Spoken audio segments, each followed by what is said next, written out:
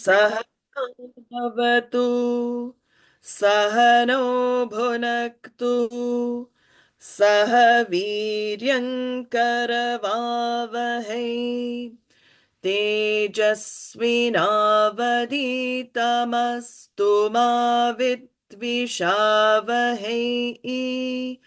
ॐ शान्ति शान्ति शान्तिः गुरुर्ब्रह्मा गुरुर्विष्णुः गुरुर्देवो महेश्वरः गुरुः साक्षात् परं ब्रह्म तस्मै श्रीगुरवे नमः दयाकरं दयाकारं दान्तं धर्मप्रवर्तकं प्रणमामि दयानन्दं मदाचार्यवरं परम् ॐ गं गणपतये नमः ॐ गं गणपतये नमः ॐ गं गणपतये नमः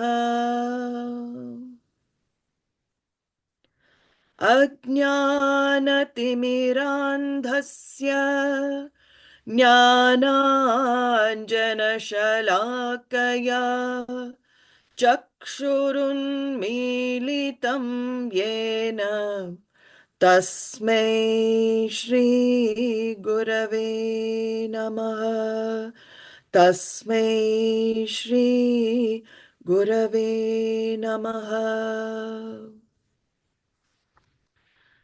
So once a month, we will have a Q&A session. People can submit their questions to me. So next Sunday, we will have the Q&A. And in that Q&A session also, I will teach a stotra. Stotra are these Sanskrit chants. So for people who are interested in chanting also, which is part of the sadhana, the spiritual of a spiritual life as well, the chanting itself blesses with Chitta Shuddhi or purity of mind, very much required in spiritual life. So I will take up certain stotras also and trying to pick things which are linked to Krishna. So Krishnashtakam, things like this. And we will learn those. Whoever would like for the Q&A, you can stay, and whoever wants to remain for the chanting can remain. So this is for next Sunday. And today we are going to see a summary of the Gita, finishing off with the final verses. First of all, we have to see Gita in the context and the context of the Mahabharata war. So many of the verses are taken out literally, and many people quote out of context. It is a war context, and we will see, in the second chapter, where Krishna advises Arjuna in the context of battle. We have to apply that context to our own lives. And that is our own battles we fight, our challenges that we face in our own life. So the main themes that we are seeing is that there are certain roles that each one has to play in life. So these roles are different hats I have to don on and off. So 1 minute I'm in a mother role, another minute I'm in an employee role, another minute I may be in a sister role. You can see in your own lives how many roles we play. We are not even aware we are changing roles. That is also very interesting. Are you the same to your sister as you are to your husband? Are you the same to your child as you are to your mother? No, because automatically the I, that thought, that individual I, shifts the roles according to the interactional reality that you have to face. So these roles, who are they given by? What are these roles? Do I take up the roles by myself? Some roles I choose, but a lot of roles I don't choose. And this is where Gita helps you to understand in life, some of the roles we play are given. They are given, and given roles means that there is a script to be followed, right? When a role is given, there is script to be followed. So here, Arjuna had this script. He was in the role of a warrior. He was on the battlefield. His role was to protect dharma, protect ethical, universal values, which were, again, getting overpowered by the forces of Duryodhana and the Kauravas and going out of control, which would eventually affect all the future generations. So he was put in a role. He was given this role by birth as well. Kshatriya, we see warrior. He was born as a warrior by birth, and he was given this role. But what does he want to do in this first chapter? We see more and more he does not want to follow the script. It's like an actor on stage, been given a script. You have to play your role. And what does he do? No, I don't like the script. I'm going to put the script down and I'm going to sit on stage. Now, how will that drama take place? It is very similar to Arjuna's position. He is given a script. Krishna is the script giver. Krishna is the director of the whole Mahabharata war. And here is this person, actor in this drama, who says, I don't want to follow the script. I don't want to play this role. So this is one important aspect of, we discover in the first chapter, the dropping of roles does not lead to success spiritually in life. So emotional maturity, spiritual maturity comes with being able to follow the roles we are given. So a lot of this comes up in the rest of the Gita chapters, to do one's duty. We call it duty. Duty is a very, difficult word sometimes to accept, but doing what is to be done is a good way of saying it. What is to be done in your life, doing it even if your likes and dislikes don't match it. That is the key to spiritual success. I may not like to do what is to be done, but Gita's teaching says, do it anyway. Do it anyway. Even if you don't like it, practice doing what is to be done, because that is where I discover mastery over my thinking. And my mind doesn't become my master. By doing what is to be done, even if it is not what I like, and I become the master of my mind, not the slave of the mind. So this is a very important thing also we learn throughout the Gita. We also, in this first chapter, have had like a peek into Vedic culture. So we have seen, various, in those times, the role of women. In those times, the rituals that are performed, in those times, the lifestyle that was led, and even the crimes of those times, the slightest of crimes of these times was considered a great crime in those times. So you can see that there was a structure to life. They lived, Arjuna's times, they had a structure to their living. They had a goal to their living.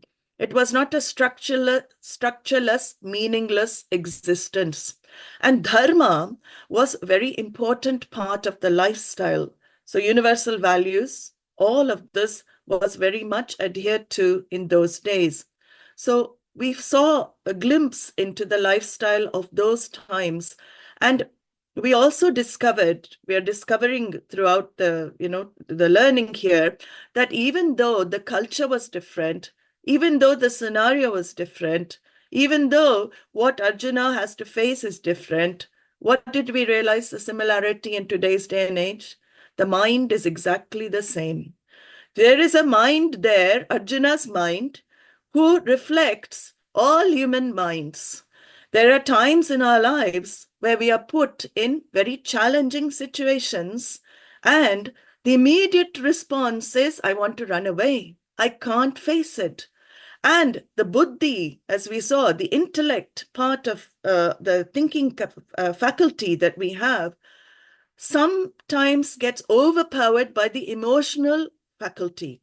So the emotions, when they overpower the intellect, then the intellect starts making erroneous logic. It starts giving erroneous, statements to justify what the mind says. That is dangerous. Mind and intellect become friends In this way, it is dangerous. Mind and intellect becoming friends in a positive way, in the way of seeing things clearly, is a very good thing to happen. But here it is not this scenario. And we also see that Arjuna is overcome by sorrow. Sorrow is a consequence of his deep attachments to his relations. Swabandhavan, swabandhu, we saw this word coming up again and again in the Gita. Again, when you think about it, how are we related to each other actually? It is only physically, right? Physically, if we say, this is my brother, my relation, or any kind of physical family member, it is only on the physical level. When we look at from the spiritual angle, are we not all related? Vasudeva Kutumbakam. If the essence of each jiva, individual, is nature of spirit, the nature of consciousness, are we not all connected ultimately? So this I and mine is one of the problems also that the individual faces. When this I and mine come into the picture, then I'm headed also for trouble, because attachment is there for a certain person or people, and then it is not, I'm not connected to anybody else. This is what I live for, I and mine. And so Gita's teachings also helps to dilute this feeling of I and mine, and to help you see the whole world is yours. Who is not your family? All our brothers, all our sisters. Ultimately, we are all connected on the real level, on the atmic level, on the spiritual level. We are all connected. And ultimately, we will also see the teaching of Upanishad, which is revealed in the Gita. There is only oneness. So there is not even connection. There is only one. We see connection when we see separation. Connection only comes when you feel separate from something, right? But when you recognize there is all one, where is there to be connected to anything? So from the spiritual level, from the level of consciousness, if consciousness could speak, it doesn't speak, but it will say, where am I not? Where is difference? Where is connection? Where is separation? So this is again going to be unfolded in the Gita in the consequent verses. So Arjuna, now we see, ending the first chapter, he has lost the battle against his emotions. So he has allowed now his emotions to take over his rational capacity, and many of the arguments he's making are not fitting to the context that he finds himself in. He still believes he is doing the right thing by not fighting. That is the whole thing. He feels by doing this, by going into this war, I am going to create this papa karma, or this unpleasant results for all of the generations to come in future. That is his thinking. And now you see the end verses, he actually wants to martyr himself. He would rather die, commit suicide, than to fight. So he says in the 46th verse, Yadi mam pratikaram ashastram shastrapanayaha dhartarashtrarane hanyuhu tanme kshemataram bhavet. Now he has come to the very extreme wish of wishing to lay down his own life before he decides to take others, those others' lives. He is very determined not to fight back. So he has chosen which path now? He has chosen the path of no resistance. He says, let them kill me. I will not raise my bow. I will not raise my weapons against these people. I will not even defend myself. Let them kill me. Tat me kshemataram bhavet. So he feels the best way here is non-resistance. Let me do that non-resistance. Now, we know there was a big non-resistance movement in India, and we have all studied, even if you have not studied it, everybody in the world knows that ahimsa in that context, it worked. I would say that it only worked because the British were on the opposite side. They were very fair in that way, because if you take non-resistance and you try and implement it everywhere, many times you will be killed, right? So non-resistance, we have to be very rational and objective when we see that. Ahimsa does not mean to just let yourself be killed. That is not following non-injury, non-violence. Sometimes, as I said, ahimsa is translatable according to situation, time, and place. Sometimes we have to hurt in order to help. Sometimes we have to face losses in order to help the whole dharma. So there's a difference between samanya dharma, which is universal values, and individual values. Sometimes an individual may have to be sacrificed in order to protect the whole. There's a very, I always use this as an example for samanya dharma. A very interesting movie called The Imitation Game, where Alan Turing, he broke this code of the Nazis during World War II. And in that movie, there is a scene there where when he discovers the code of the Nazis, everybody in the office, they're extremely, extremely happy because they've cracked the code and they know where the Nazis are going to attack next. But what does he do? He does not allow the code to be exposed immediately because he knows the Nazis will change the code if they know we know, the Allies know. And in that scene, you see a fleet of 500 ships or something coming from the US to help the Allies in Europe. And even though, despite all the opposition, people telling him, these people were going to die, they're going to be sacrificed, the Nazis are going to attack, he refuses to give the code. Why? Because he knows these people, if we save these people, we cannot save the war. So that, do we say that is violence? Do we say that is not dharma? See, dharma is a very gray area. Sometimes we have to do unpleasant things in order to see it benefits the whole. So this is something also Arjuna doesn't understand. He doesn't understand that by fighting this war, he's protecting the whole universal dharma.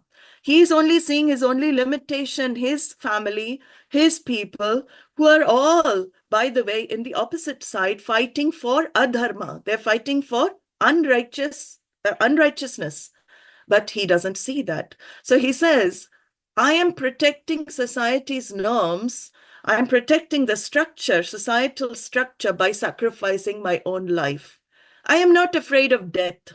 So he's not out of fear. He's not putting his arms down. He is not afraid of death, but he is not doing the right thing that he is supposed to do in life.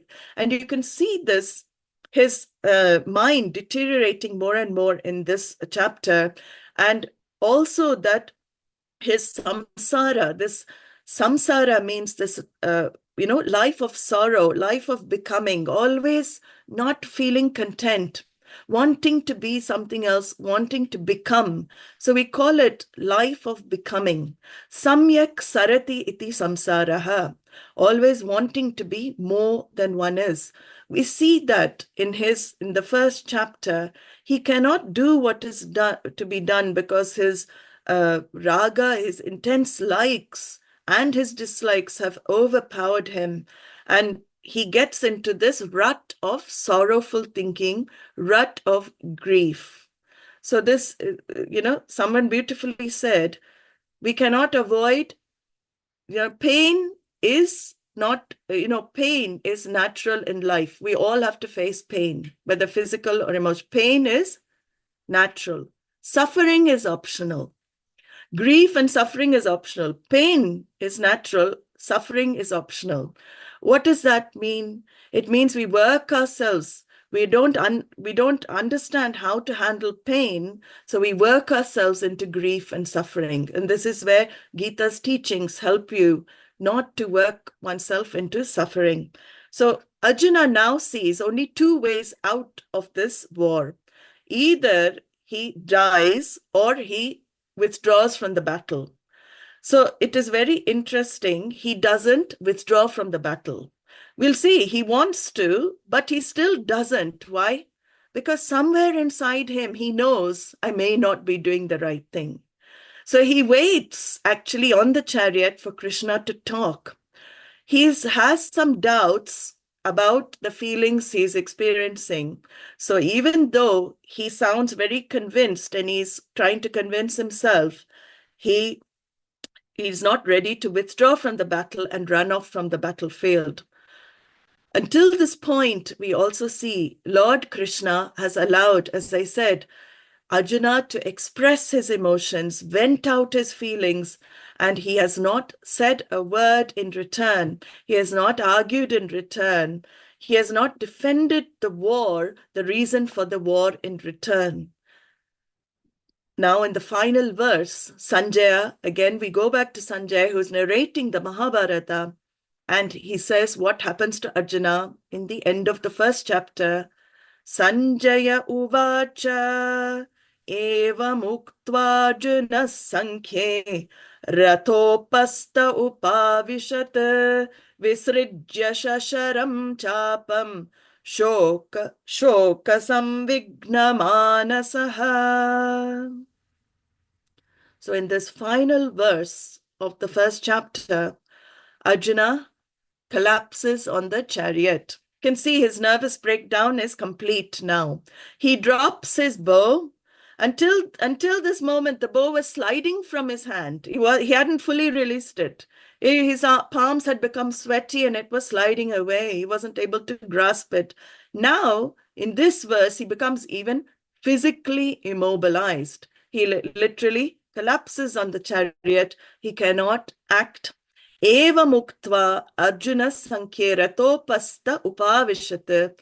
He is paralyzed by his emotions. Shoka samvigna manasaha.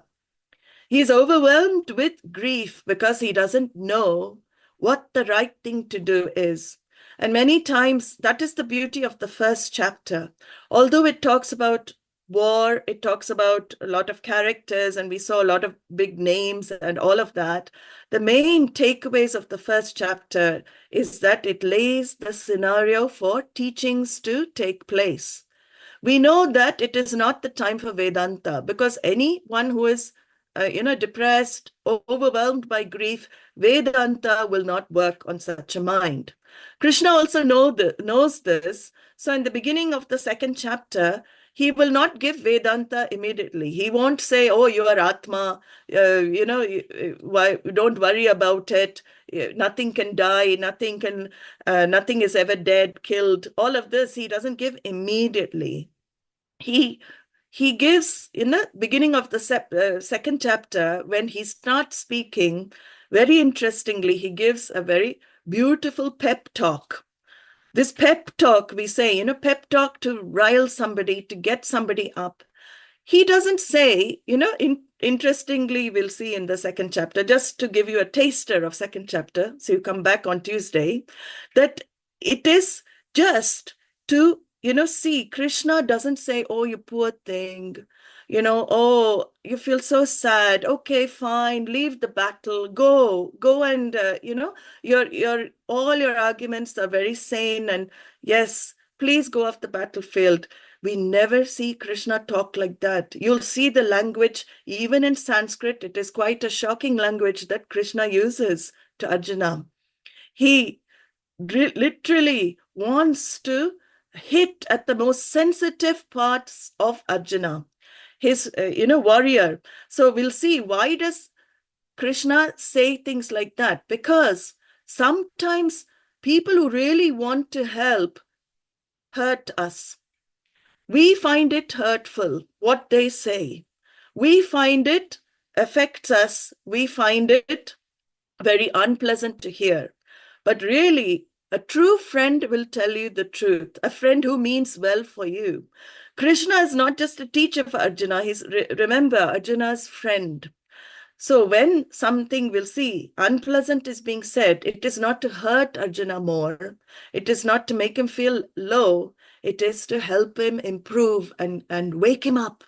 So sometimes these wake-up talks in life are very important to give people who are in self-absorption, very, very, feeling very low about themselves. Sometimes it helps. Anyway, in this case, this is what happens in the second chapter beginning. But here we will see that this shoka sambigna manasaha, Arjuna is totally consumed by sorrow due to his intense attachment.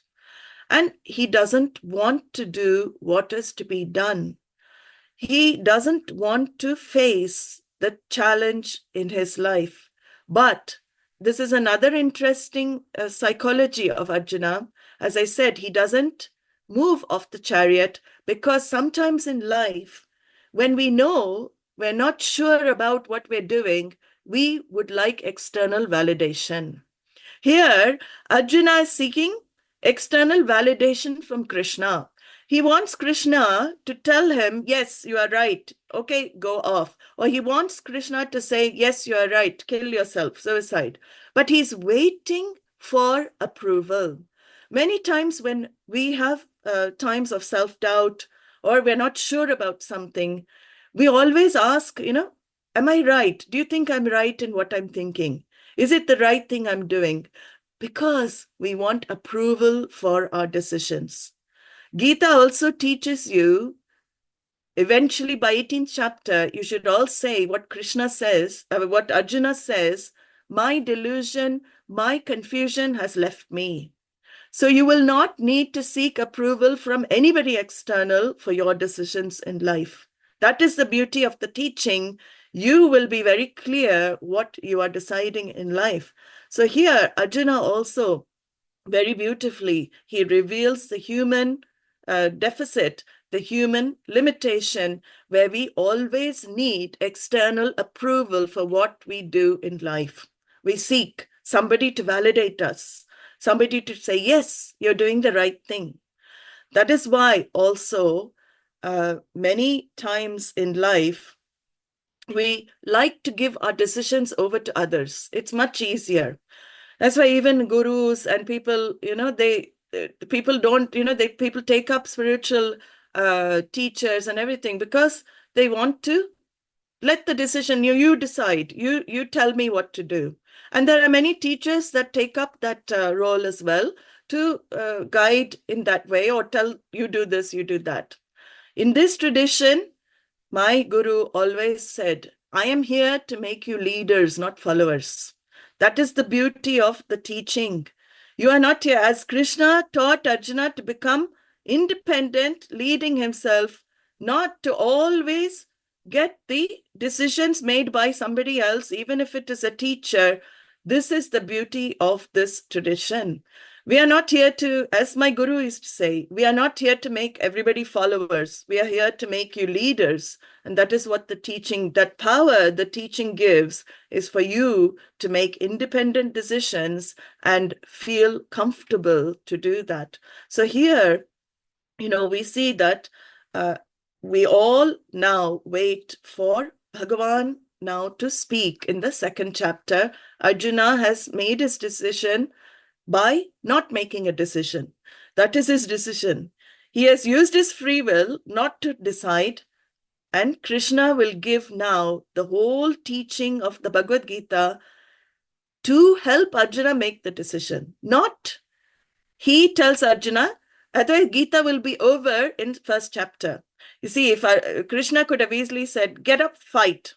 No, none of this, you do it. Get up and do it. But he very patiently, very beautifully answers all of Arjuna's doubts. He goes through 18 chapters of patiently, beautifully unfolding the teachings until Arjuna in the last chapter says that I am ready to make my decision. And what is Arjuna's decision in the 18th chapter? I will do as you say. So he himself says there, what you have told me, I've decided to take up. But it's taken 18 chapters for him to take up Krishna's teaching. He doesn't say it immediately. Otherwise, we would not have Gita. So finally now, we finish with the first chapter. And at the end of every chapter, we will see this phrase. So I will just explain it for this chapter.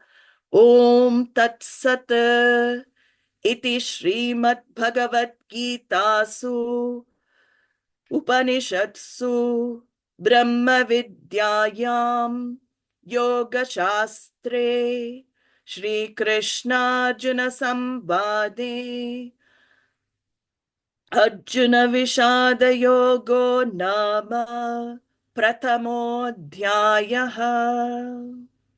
So we'll see this phrase and also stating the topic of each chapter. That is the only thing that changes in this phrase at the end of every chapter. So everybody can repeat after me as we're completing this chapter. I will say it while chant it twice. The second time you can repeat after me. Iti Śrīmad Bhagavad Gītāsu. Iti Śrīmad Bhagavad Gītāsu Upanishadsu Brahma Vidyayam Yoga Shastre Shri Krishna Arjuna Samvade Shri Krishna Arjuna Samvade Arjuna Vishada Yogo Nama Arjuna Vishada Yogo Nama Prathamodhyayaha So all the chapters will end with this phrase, Om Tat Sat. So Om is one word, Tat is another, Sat is another. We'll see in the 17th chapter, Krishna explains this phrase, how everything, when we finish, it is a very auspicious chant, Om Tat Sat, to end with anything, anything auspicious that we do in our lives. And they all stand for the Lord. And Om Tat Sat, finishing the chapter with Om Tat Sat means we offer our gratitude to the Lord for the successful completion of this chapter. Om, we have seen, is this powerful sound, which is a very auspicious sound to begin anything with. That is why we chant the mantras beginning with Om. And the derivation of Om, as I said in the Dhyana shlokas, but again to reiterate, very beautiful, it is derived from three letters, A, U, Ma. But because of Sanskrit rules, the A and U become O and joins with Ma to become Om, O and M. And the derivation, the meaning comes from the Sanskrit root, Avati Rakshati. Avati Rakshati means that which protects. So the Lord, Om standing for the Lord, means that which protects the Lord, the one that protects from all obstacles, so that we can complete anything that we start in life. Avati Rakshati, the one that protects. Śrīmad, so I'm going through the words there. Śrīmad Bhagavat. Śrīmad means the one with all forms of wealth. So Shri means wealth.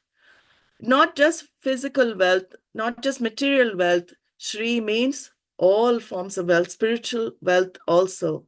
So the wealth of the spiritual knowledge is also in the Gita. So Śrīmad Bhagavat, Bhagavan, Bhagavat, these come from the same. Bhagavat is Lord. And there's a verse in Sanskrit, Aishvaryasya samagrasya viryasya yashaha shriyaha Jnana Vairagya Yoschaiva Shannam Bhaga Itirana. So Bhagavan is also a very beautiful word in Sanskrit for Ishvara, for the Lord, the one with the sixfold wealth, Bhagas. What are these forms of wealth? Aishwaryam, total overlordship, the omniscience, omnipotence, omnipresence, overlordship over everything in this creation universe. Viryam, limitless capacity, limitless strength. Viryam to, as taking on the role as creator, sustainer, dissolver. Viryam, limitless viryam. Yashaha, limitless fame. Samagrasya, total fame. There is not a nook or corner in this jagat, in the world, where Ishvara is not known by some name or form. So that is limitless fame. Even the tribals will worship some form of Ishvara somewhere. So that is limitless fame. Shri, limitless wealth, which means all wealth combined is the total wealth of Ishvara. Limitless jnanam, limitless knowledge. See, we only have little bit of knowledge, but Ishvara, all knowledge, because to create the whole universe as creator, the role of creator, the knowledge of everything has to be there. Just as a pot maker has a knowledge of how to make a pot, this Ishvara has a knowledge of everything, all the species, all the plants, the trees, the animals, the beings that we see. It is limitless knowledge. Samagrasya vairagyam. And with all of these wealths, this fivefold wealth that we have seen, the last wealth is total dispassion, detachment. He is not attached to anything.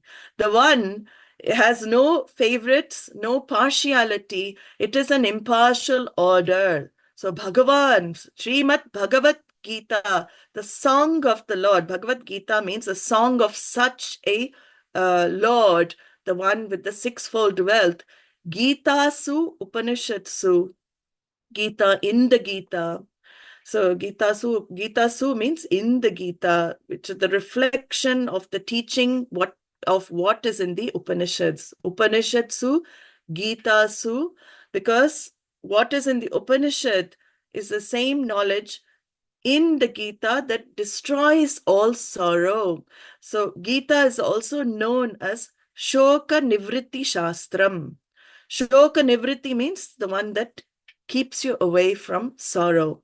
So here, Gita, Upanishad, Gītāsu, Upanishadsu, same knowledge of Brahma Vidya, self-knowledge, is contained in both.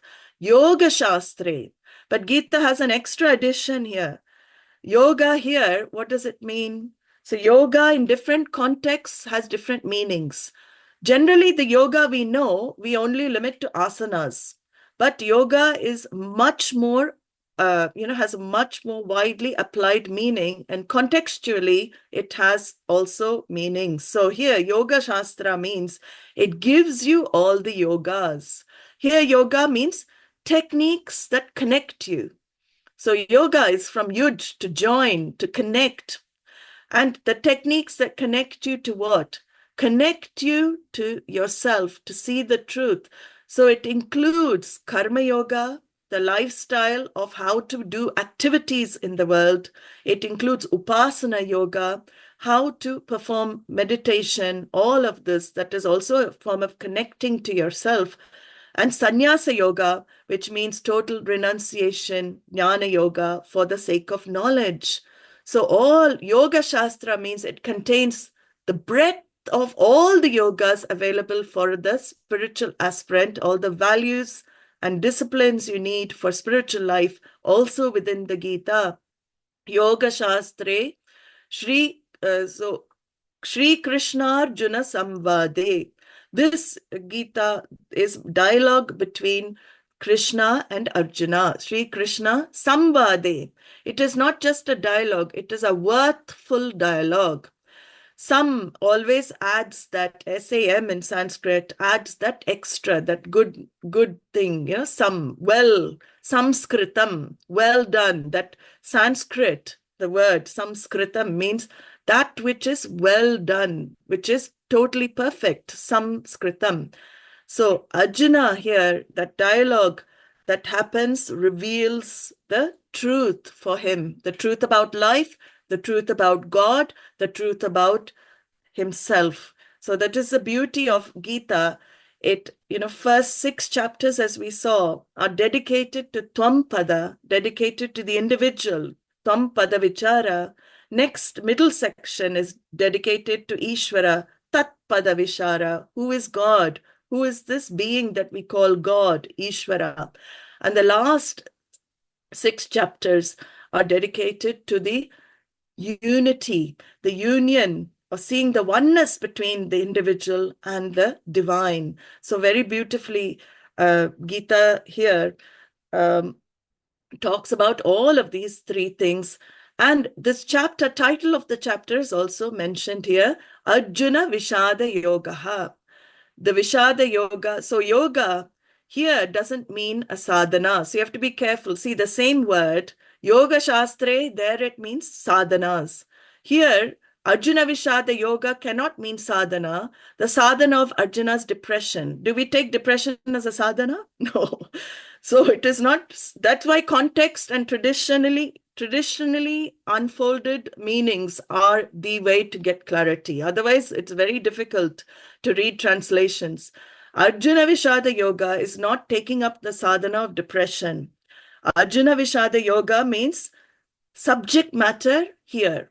So yoga here means subject matter, and you will see that at the end of every chapter, the subject matter of the chapter will be stated along with everything else. And the beauty of this, Vishada, the depression and dejection that Arjuna is facing, is that he could have easily turned to drinks and drugs and other ways of escape, right? Many people in life turn to umpteen things to escape from the feeling of the sorrow that people carry around. It's a natural thing to have until the self is discovered as fullness, as completeness. So he could have turned to any other things, but he turned to self-inquiry, which Gita helps with, the teaching of self-inquiry.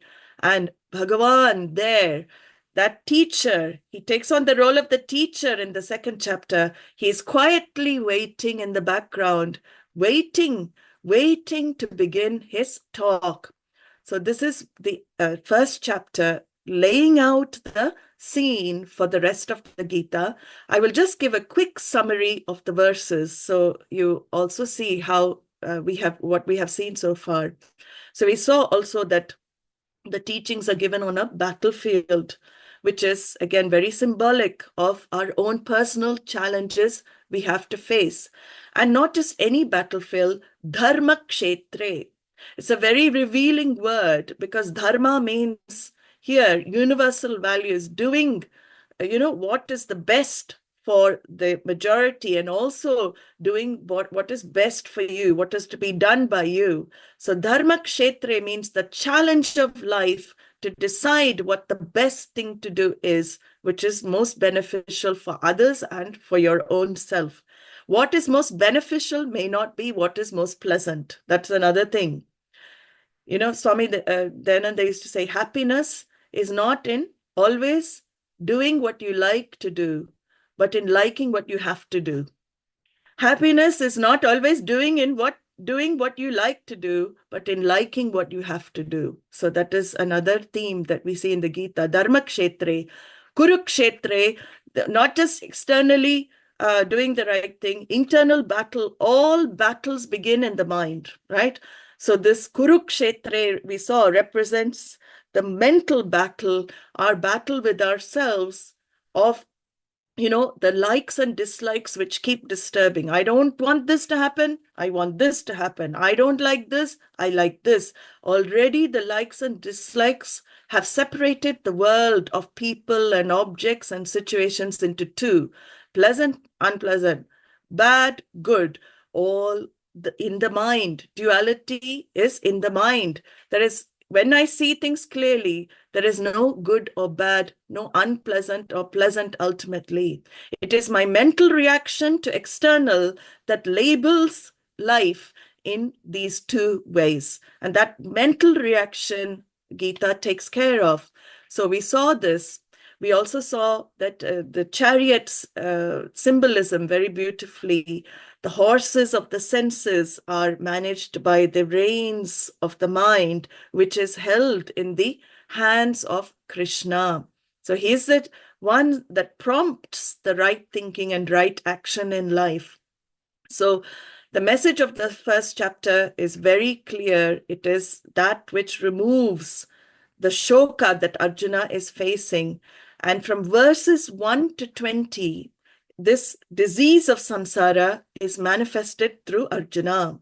So we saw this threefold fall in the first verse to 20th verse, from sangaha or raga, intense attachment, to shoka, to sorrow, vishadaha, same word, and the final consequence, which is moha, buddhi nashaha, means total delusion, destruction of the ability to think clearly. In this section, first 1 to 20, we also saw Duryodhana speaking to Drona, who is one of the commanders-in-chief. He is one of the, the main people of the Kauravas, and he's trying to convince him about the war and also about the greatness of people on his own side. In fact, trying to convince himself, because there is a lurking fear in him, I am not doing the right thing. So even though that fear is covered up, it is there, and it will only come, it will manifest in certain slips. We saw he slips by saying, these people have already given up their lives coming here. Things like that he uses in past tense, shows that there is some fear. So we saw this in the first to 20th verses. And in the verse 20 onwards, we see the confusions of Arjuna highlighted. So there's a turning point from 20 to 23, atha, with the word atha, where his vishada starts happening, his depression starts happening when he sees Krishna takes him to the middle of the battlefield, following Arjuna's command, and then he sees his loved ones on the opposite side. 21 to 25 are these verses where Arjuna sees those people that he has to face. From 25 to 31, Arjuna becomes an emotional wreck. So you see the emotional wreckage of Arjuna's mind happening. Mentally and physically, he becomes more and more depressed. Mind totally changes, and he loses his viveka shakti, his capacity to discriminate properly in life. So in these verses, we see that. 32 to 35, Arjuna now starts making false arguments. He says, I don't even want the kingdom. I don't want the three worlds. Nothing is worth killing these people. He's ready to renounce the whole Jagat. In these verses, we see that happening, and he finds himself more and more helpless. And the final verses from 36 to 47, we saw that he slips into total moha. Total aviveka. Moha means total delusion, where he sees this righteous war as unrighteous. He sees that we are the criminals, not they. So the criminality is superimposed on his army and his side, and the others are all given to greed, poor things. He's started giving wrong compassion, wrong sympathy. Poor things, they're given to greed. They don't know what they're doing. In this sense, he is erroneous in his thinking. So he doesn't want to be, in this final verses, we see he is not ready to do what is to be done. So he drops his bows and arrows, and he wants to just wait for Bhagavan to respond. And this is where we will start on Tuesday evening, we will start with the second chapter. Here in the second chapter, as I said, the pep talk is the beginning, because Arjuna still has not finished. He's still few verses. There's remnants of this, Krishna actually triggers, because tam tata kripaya vishtam, he sees, his eyes are filling up with tears. He doesn't release those tears. We'll see that, because he's a very strong person. But we'll see that the pep talk from Krishna comes, but the knowledge comes when, the Arjuna's mind is relatively stable, and when he asks specifically for the knowledge, he specifically asks for help, then only Krishna opens his mouth. So this knowledge is something to be asked for.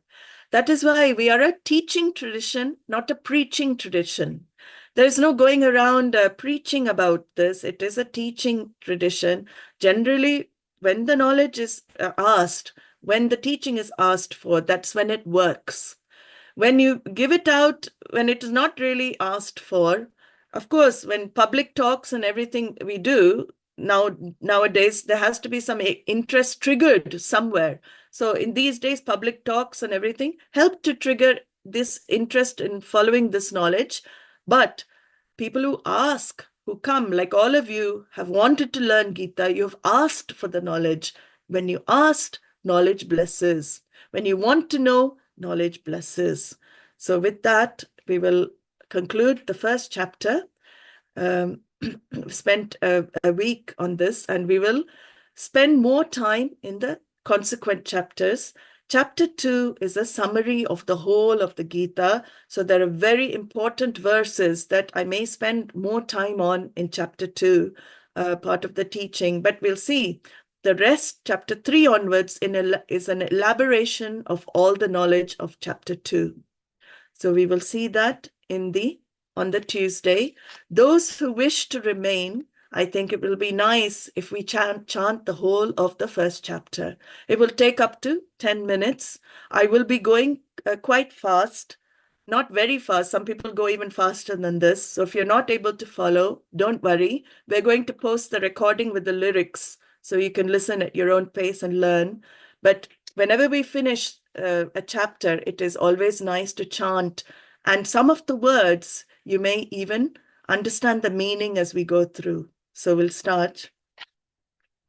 Om Shri Paramatmane Namaha Atha Prathamodhyayaha Arjuna Vishada Yogaha Dhritarashtra Uvacha Dharma Kshetre Kurukshetre Samaveta Mamakav Pandavascheva Kimakurvata Sanjaya Uvacha Drishtva tu Pandavanikam Vyudham Duryodhanastada Acharyamupasangamya Raja Vachanam Abhravit Pashyetam Panduputranam Acharya Mahatim Chamum Vyudham Drupada Putrena Tava Shishyena Dhimata Atra Shura Maheshwasaha Bhimarjuna Samayudhi Yuyudhano Viratascha Drupadascha Maharataha Drishtaketuschekitanaha Kashirajascha Viryavan Purujit Kunti Bhojascha Shaibhyascha Narapungavaha Yudamanyuscha Vikrantaha Uttamojascha Viryavan Saubhadro Draupadeyascha Sarva Eva Maharathaha Asmakam tu Vishishtaye Tanibodadvijottama Nayaka mama Sayyasya Sanyartham tan bravimite Bhavan Bhishmascha Karnascha Kripascha Samitinjayaha Ashvathama Vikarnascha Saumadattirjayatrataha Anye cha bahava shuraha madarte tyakta jivitaha nana shastra praharanaha sarve yuddha visharadhaha aparyaptam tadasmakam balam bhishmabhirakshitam paryaptam tvidame balam bhimabhirakshitam Ayaneshu cha sarveshu yatha bhagamavastitaha bhishmam evabhirakshantu bhavantas sarva eva hi tasya sanjanayan harsham Kuru vriddah pitamahaha simhanadam vinadyochehi shankam dadmau pratapavan tatah shankascha bheryascha panavanaka gomukhaha sahasevyabhyahanyanta sashabdastu mulo bhavat tatah shveitairyukte mahati syandane sthitau madavah pandavascheva divyau shankau pradadmatuhu panchajanyam rishikeshaha devadattam dhananjayaha paundram dadmau mahashankam bhimakarma vrikodaraha ananta vijayam raja kunti putro yudhishthiraha nakulas sahadevascha sughoshamani pushpakau काश्यश्च परमेश्वासः Shikhandi च महारथः दृष्टद्युम्नो विराटश्च सात्यकिश्चापराजितः द्रुपदो द्रौपदेयाश्च सर्वशः पृथिवीपते सौभद्रश्च महाबाहुः शङ्खान् दद्मुः पृथक् पृथक् सघोषोधार्तराष्ट्राणां हृदयानि व्यधारयत् नभश्च पृथिवीं चैव तुमुलो व्यनुनादयन् अथ व्यवस्थितान् दृष्ट्वा धार्तराष्ट्रान् कपिध्वजः प्रवृत्ते शस्त्रसम्पाते धनुरुद्यम्य पाण्डवः ऋषिकेशं तदा वाक्यम् इदमाह महीपते अर्जुन उवाच सेनयोरुभयोर्मध्ये रथं स्थापयमेच्युत यावदेतान्निरीक्षेऽहं योद्धुः कामानवस्थितान् कैर्मया सह योद्धव्यम् अस्मिन् रणसमुद्यमे योत्स्यमानानवेक्षेऽहं य एतेऽत्र समागताः धार्तराष्ट्रस्य दुर्बुद्धेः युद्धे प्रियचिकीर्षवः सञ्जय उवाच एवमुक्तो ऋषिकेशः गुडाकेशेन भारत सेनयोरुभयोर्मध्ये स्थापयित्वा रथोत्तमम् भीष्मद्रोणप्रमुखतः सर्वेषां च महीक्षिताम् उवाच पार्थ पश्यैतान् समवेतान् कुरूनिति तत्रा पश्यत् स्थितान् पार्थः पितॄन् अथ पितामहान् आचार्यान् मातुलान् भ्रातॄन् पुत्रान् पौत्रान् सखींस्तथा श्वशुरान् सुहृदश्चैव सेनयोरुभयोरपि तान् समीक्ष्य स कौन्तेयः सर्वान् बन्धूनवस्थितान् कृपया परयाविष्टः विषीदन्निदमब्रवीत् अर्जुन उवाच दृष्ट्वेमं स्वजनं कृष्ण युयुत्सुं समुपस्थितं सीदन्ति मम गात्राणि मुखं च परिशुष्यति वेपतुश्च शरीरे मे रोमहर्षश्च जायते गाण्डीवं स्रंसते हस्तात् त्वच्चैव परिदह्यते न च शक्नोम्यवस्थातुं भ्रमतीव च मे मनः निमितानि च पश्यामि विपरीतानि केशव न च श्रेयोनुपश्यामि हत्वा स्वजनमाहवे न काङ्क्षे विजयं कृष्ण न च राज्यं सुखानि च Kim no rajena govinda, kim bhogai jivitena va, yesham arte kankshitam naha, rajam bhoga sukhani cha, ta imeva stita yuddhe, pranan styaktva dhanani cha, acharyav pitarah putraha, तथैव च पितामहाः मातुला श्वशुराः पौत्राः श्याल्या सम्बन्धिनस्तथा एतान् न हन्तुमिच्छामि घ्नतोऽपि मधुसूदन अपि त्रैलोक्यराज्यस्य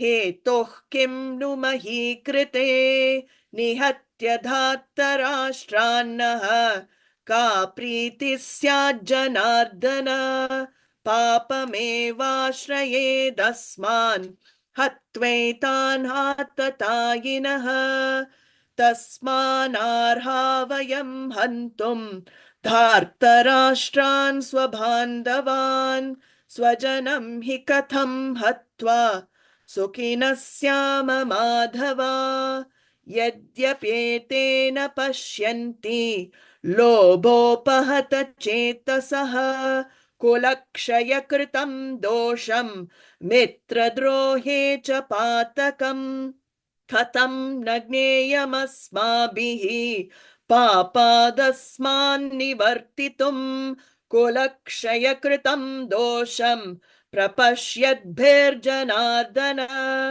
कुलक्षये प्रणश्यन्ति कुलधर्मा सनातनाः धर्मे नष्टे कुलं कृत्स्नम् अधर्मोऽभिभवत्युत अधर्माभिभवात् कृष्ण प्रदुष्यन्ति कुलस्त्रियः स्त्रीषु दुष्टासु वार्ष्णेय जायते वर्णसङ्करः संकरो नरकायैव कुलघ्नानां कुलस्य च पतन्ति पितरो ह्येषां लुप्तपिण्डोदक्रियाः दोषैरेतैः कुलघ्नानां वर्णसङ्करकारकैः उत्साद्यन्ते जातिधर्माः कुलधर्माश्च शाश्वताः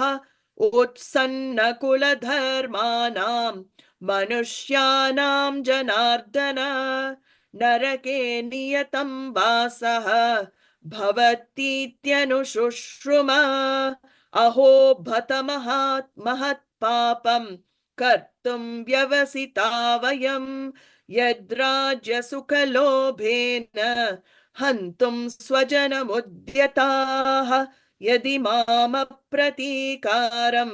अशस्त्रं शस्त्रपाणयः धार्तराष्ट्रारणे हन्युः तन्मे क्षेमतरं भवेत् संजय उवाच एवमुक्त्वार्जुनः संख्ये रथोपस्थ उपाविशत् विसृज्य शशरं चापं शोकसंविघ्नमानसः ॐ तत्सत् इति श्रीमद्भगवद्गीतासु उपनिषत्सु ब्रह्मविद्यायां योगशास्त्रे श्रीकृष्णार्जुनसंवादे अर्जुनविषादयोगो नाम प्रथमोऽध्यायः। सर्वधर्मान् परित्यज्य मामेकं शरणं व्रज अहं त्वा सर्वपापेभ्यः मोक्षयिष्यामि मा शुचः। हरिः ॐ तत्सत्। ॐ सर्वे भवन्तु सुखिनः सर्वे सन्तु निरामयाः सर्वे भद्राणि पश्यन्तु मा कश्चित् दुःखभाग् भवेत्। असतो मा सद्गमय तमसो मा ज्योतिर्गमय मृत्योर्मा अमृतं गमय।